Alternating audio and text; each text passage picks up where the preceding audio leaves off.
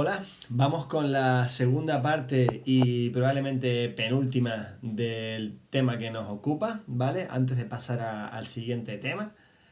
Se trata de ver un poco cómo era la oposición al zarismo. Antes de ver un par de cositas, un par de vídeos, hay que tener en cuenta lo que ya dijimos en el caso anterior, es decir, cómo estaba Rusia en aquel entonces. Era A, una democracia liberal; B, una dictadura; C, una autocracia, que viene a ser más o menos lo mismo que una dictadura. Bueno, evidentemente la C, ¿vale? El zar ya hemos dicho que poseía todo el poder, como si se tratase de un monarca absoluto del antiguo régimen, apoyado por la nobleza, apoyado por el clero. Las libertades brillaban por su ausencia, no existía ni igualdad de derechos, ni igualdad jurídica, ni igualdad fiscal, ni separación de poderes, ni todos esos principios ilustrados que formaban parte del liberalismo político y que además aparecían reflejados en una constitución, cosa que tampoco tenía, al igual que tampoco contaba con un parlamento, el régimen ruso, el imperio del zar Nicolás II. Bueno, así las cosas, es lógico pensar que van a surgir una serie de personas, una serie de grupos de personas que formarán parte de la oposición. Habían también un gran grupo de populistas que empiezan a reclamar derechos, empiezan a reclamar libertades. Tener en cuenta todo lo que ha pasado durante el siglo XIX, las revoluciones burguesas, la del 15, la del 30, la del 48 y así en adelante. Además estamos hablando también de la revolución industrial y todas estas ideas que son ideas del mundo obrero. Hablamos sobre todo del anarquismo y del marxismo. De manera que esto va calando poco a poco, cada vez más en las personas, sobre todo primero los que saben leer y escribir, hablamos de intelectuales, hablamos de gente más pudiente y poco a poco en el pueblo. Bien, así las cosas vamos a encontrar, ahora lo vamos a explicar un poquito más, voy a hacer un pequeño repaso de lo que vamos a aplicar ahora. Primero, existirán tres principales grupos opositores, tres principales partidos. Tenemos por un lado, los que vamos a considerar como Partido Socialdemócrata Ruso, ¿vale? Partido Socialdemócrata Ruso o Partido Obrero Socialdemócrata Ruso tiene un gran calado obrero, como ya hemos visto. Se funda en 1898 y en ellos hay, bueno, varios intelectuales también, algunos de familias que venían de burgueses y también un contingente de periodistas y también dentro del mundo obrero. ¿Qué van a defender? Van a defender una ideología marxista. Van a irse a la izquierda y van a reclamar una serie de derechos. En primer lugar, aquellos relacionados con los trabajadores, como la creación de sindicatos, jornada laboral de 8 horas, mayores libertades y mejores condiciones para los obreros que están explotados como proletariado. Y luego van a querer romper el régimen, ¿de acuerdo? Van a querer acabar con el zarismo y convertir a Rusia en una república que reconozca pues también las diferentes nacionalidades y que da lugar a un sistema en donde haya pues mayor igualdad. Es verdad, por otra parte, que este partido se va a dividir en dos, en los que se consideran los mayoritarios, los bolcheviques, con Vladimir Ilich Ulyanov o Lenin, para los colegas y para todo el mundo, como principal líder, del que ya hablaremos más adelante. Y por otra parte tenemos a los mencheviques, que significa minoritarios, y que tiene a su principal líder Martov. Martov es su principal representante. Esta escisión, dos alas van a consolidar su ruptura en 1907, más o menos, ¿vale? Luego tenemos otro partido que es el partido liberal ruso, el partido de los cadetes. Hablamos del liberal constitucional demócrata ruso. Este partido de los cadetes está compuesto por burgueses, que no eran mayoría en Rusia, y también por algunos miembros que podrían ser incluso de la aristocracia, aunque muy pocos, que simpatizaban con estas ideas. Se trata de un partido que bueno, tiene en su principal el líder a Miliukov, y que no quiere tampoco el zarismo, está más a favor de una monarquía constitucional en todo caso, es decir, a medio camino entre la república y la autocracia zarista, ¿vale? Está hablando un poquito de eso. Y luego tenemos al Partido Social Revolucionario, también conocido como los eseritas, cuya figura más relevante pues va a ser Kerensky, del que ya hablaremos, y que realmente su componente intelectual, o por así decirlo, el programa del partido va a estar desarrollado por intelectuales, aunque va a tener un gran apoyo por parte de los campesinos, ¿vale? Va a ser un poco el de los campesinos. Es de izquierdas también, está a favor de la colectivización de las tierras, pero no tiene una visión tan radical, por así decirlo, como los bolcheviques, y por lo tanto, bueno, se encontrará más o menos a medio camino. Como su programa tampoco es muy sólido, vamos a ver que irá ganando protagonismo, pero luego lo volverá a perder, ¿vale? Vale. Antes de la revolución de 1917, de la famosa revolución rusa de febrero del 17 y luego octubre del mismo año, tendrá lugar otra revuelta, otra revolución, que será la de 1905. Por muchos motivos. Uno, la situación de pobreza, hambruna, carestía, malas cosechas que padecía Rusia. Dos, el fracaso por haber luchado contra Japón en la guerra por obtener Manchuria y ser derrotados, demostrando que el ejército ruso no estaba preparado para afrontar una guerra con garantías. 3. La oposición absoluta por parte del pueblo, que pedía, bueno, mayores libertades y mayores derechos, pero sobre todo el hambre. ¿Cómo reaccionó el zar? ¿Cómo reaccionó el zar Nicolás II a la revuelta? Vamos a ver, eso empezó una mañana fría del 9 de enero de 1905, donde un gran grupo de personas se congregaron, dirigidos por un sacerdote, Gapón, de nombre Gapón,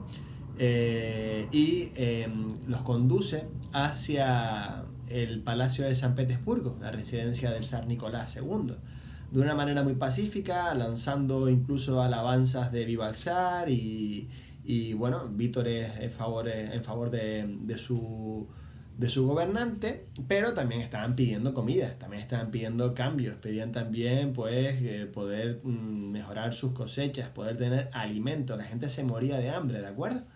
Bueno, ¿qué hizo el zar? Pues tenía opción A, escuchó al pueblo, dijo, perfecto, vamos a hacer una colectivización agraria, vamos a quitar un par de kulaks, vamos a repartir las tierras a los campesinos, vamos a intentar mejorar sus condiciones y también de paso hacer una reforma democrática, o no hacemos eso. Bueno, pues evidentemente la opción B fue la que utilizó, pero es que además lo hizo de una forma bastante dramática, y es que lanzó a la Guardia Imperial a caballo para disparar contra toda esa población, contra sus súbditos. Se conoce ese día como el Domingo Sangriento, y murieron pues cientos y miles de personas durante ese día y los días sucesivos, porque claro, el pueblo no se cayó y la gente se empezó a reunir, y los que se reunían eran sobre todo los trabajadores que se congregaban en asambleas, o también denominados soviet, en las empresas, sobre todo el soviet de San Petersburgo,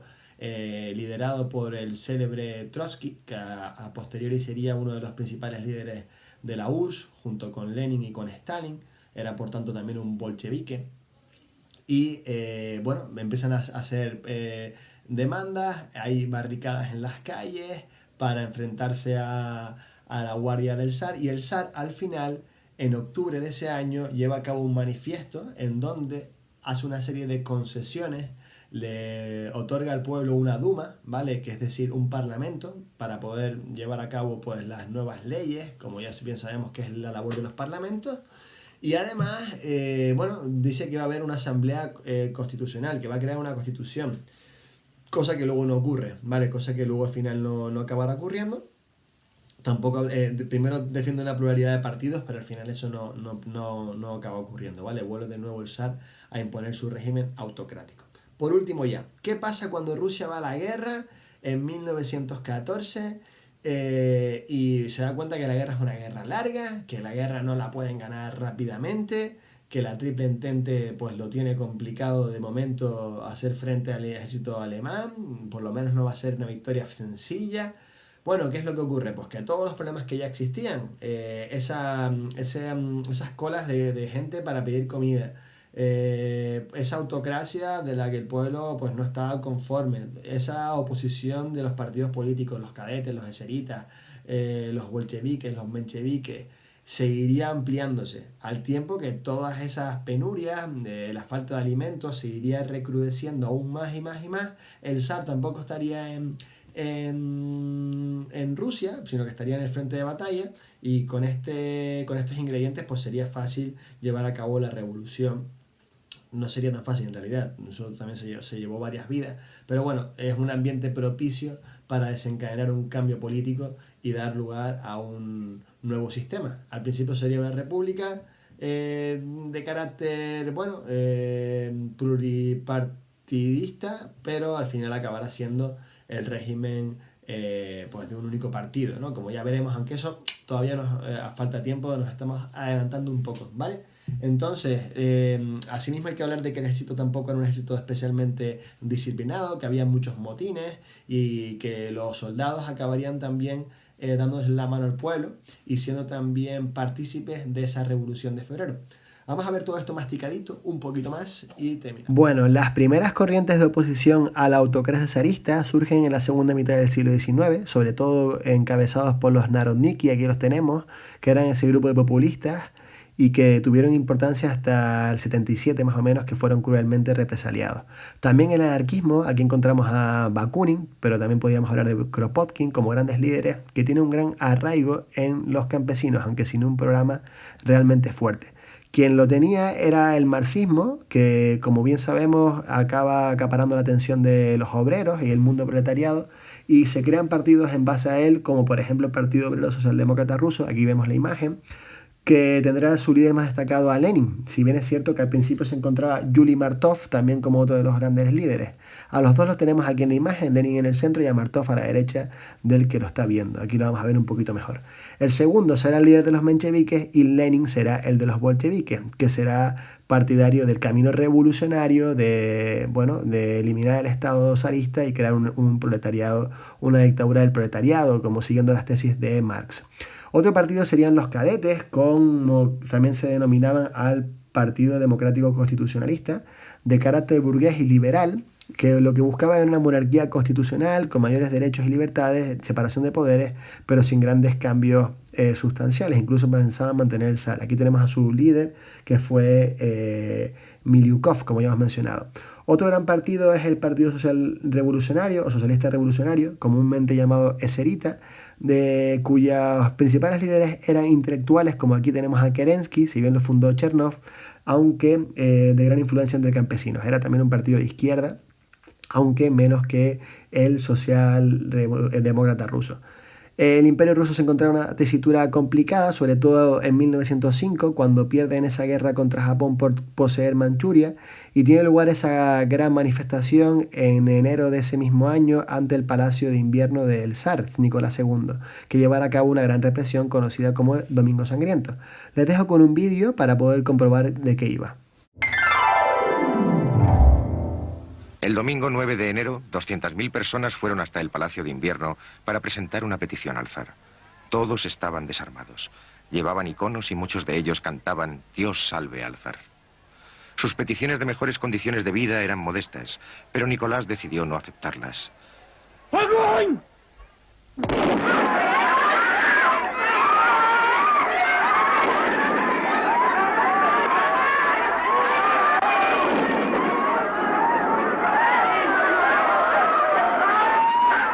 Ese día pasó a la historia como el Domingo de Sangre. Murieron más de 1000 manifestantes y más de 5000 resultaron heridos, principalmente mujeres y niños. Pero el zar encontró tiempo para escribir su diario como de costumbre. Hoy ha sido un día difícil. Se han producido serios disturbios en San Petersburgo porque los trabajadores pretendían llegar al Palacio de Invierno. Las tropas se vieron obligadas a disparar sobre ellos y muchos murieron o resultaron heridos. Dios mío, cómo me conmovió y qué duro fue presenciar aquello. Mi madre ha venido a comer. Después llevé a Mijaíl a dar un paseo. Bueno, este año acabaría con el Manifiesto de Octubre, aquí lo tenemos en ruso, yo no sé ruso, pero les puedo decir un poco que hablaba de libertad religiosa, libertad de asociación, de que iba a crear un parlamento, es decir, la Duma, que iban a tener lugar elecciones, mayores libertades también individuales, cosas que al principio cumplió. De hecho, creó una constitución en 1906, pero luego acaba otra vez volviendo a ser una autocracia. Autocracia que mantiene esa desigualdad social, esa carestía de alimentos y que, bueno, cuando llega la guerra, una guerra muy larga, muy dura y donde el ejército ruso se pone pues en evidencia al ser incapaz de sostener durante tanto tiempo el conflicto, será el momento propicio, como ya dijimos hace un momento, de que se lleve a cabo la revolución, ¿no? Vemos que los obreros, los campesinos, los soldados, el propio gobierno desacredita el poder del zar y prepararán la Revolución de Febrero y la Revolución de Octubre, cuyo principal protagonista será Lenin, aquí lo tenemos, líder de los bolcheviques, y que tras una cruenta guerra dará lugar a un nuevo régimen que pasará a denominarse la URSS, Unión de Repúblicas Socialistas Soviéticas, aunque todavía queda tiempo para eso. De momento hemos terminado con esta última diapositiva.